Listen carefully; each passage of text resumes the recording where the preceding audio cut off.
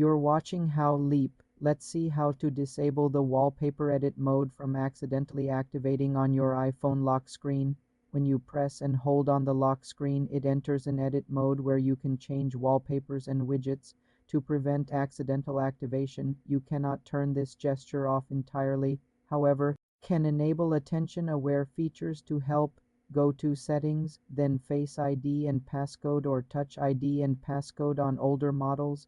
Enter your passcode. Scroll down and toggle on attention-aware features. This requires your iPhone to see your eyes looking at it before waking up the screen fully, which may reduce accidental touches. For a more effective solution, you can use a focus mode. Go to Settings, then Focus. Create a new focus, such as Locked, with no custom settings.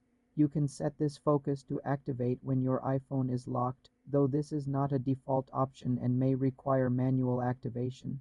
The most practical tip is to be mindful of pressing and holding on the lock screen. If you have an always on display, turning it off in Settings, then Display and Brightness, then Always on Display may also reduce unintended interactions. Remember, the press and hold gesture is a core iOS feature designed for quick customization and cannot be disabled system-wide.